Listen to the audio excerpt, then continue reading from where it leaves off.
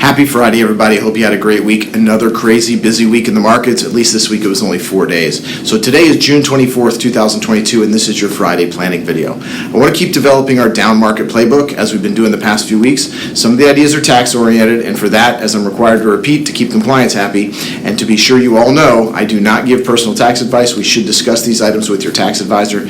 Please feel free to connect us, and let's talk about that.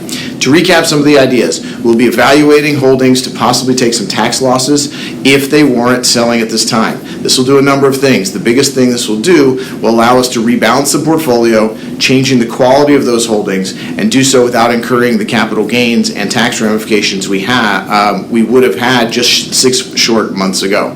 No, this is not the desired outcome, but if we don't act because we don't want to deal with the losses, we've exacerbated the problem and will come out of this down market with nothing to show for it. So if we use this opportunity to make lemonade from the lemons, we can have some tax losses to offset gains either from before this year, or you may be able to carry forward those gains in the future years. So we should also discuss converting some of your traditional IRAs to Roth IRAs. Remember, this is a taxable event for most, but it'll be important to have multiple sources of income in retirement.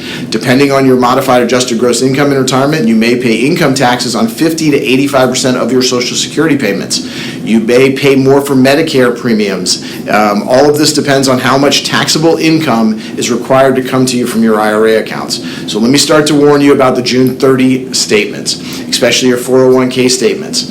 Now, this is just about the value. This is not just about the value that's going to show. We know roughly what that'll look like. In addition to that, starting with the June 30 statement, most of the 401k and 403b statements will include the lifetime income illustration. This will not be new to some of you, but if your plan just started this, it's a great time to start talking about why it's there. You've heard me mention here many times about permanent income, using annuities or insurance to generate income for retirement at a rate that is set by the contract and the plan.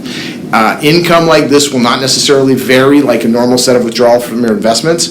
So as you get these statements, please, let's talk about what it means and if some action is needed here. So 2 more items I want to talk about today. First, let's get back to a favorite topic, charitable giving. We all know, as can be seen in the amount of fundraising programs going on as we speak, charities still need the money to keep doing their missions. In fact, many of them need it even more at times like this.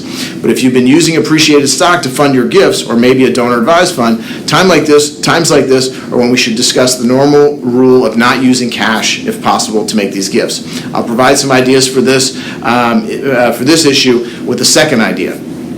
Rebalance while the markets are down and tax liabilities are also down. So just to put some numbers to it from our friends at Russell Investments, if you invested $100,000 in the S&P 500 in January of 2017, as of the end of 2021, your gain was $111,000. And if your tax rate was just 23.8%, that's the capital gains rate, we'll just use that one, your tax liability would have been, absent any other items, about $26,000. That same investment bought at the same time, by the end of May of 2022, as we all know, that gain is down from $111,000 to $83,000. That tax liability is down from $26,000 to $20,000. So yes, as I mentioned earlier, ignoring this does not make it go away. Maybe the decision will just be to hold and wait, but if we've been waiting to do some rebalancing, this may be a good time to do so. There are a lot of ways to rebalance and change the exposure of your portfolio. You may want to keep that exposure. There are ways to do the rebalancing to do this as well. So let's talk about those ideas. As I've said, to answer the charitable giving question from a moment ago, chances are there are still many of your holdings that are profitable. If we use those holdings for charitable gifts, we can adjust exposure to plan for the future moves in the market and the recovery that we're all looking for. So we're hoping to get rid of this down market playbook soon, but until we do, please let's talk about how to use this down market to get better positioned for the future. Please connect us with your tax advisors. Let's work on some plans for you. Have a great weekend, and we'll see you next week.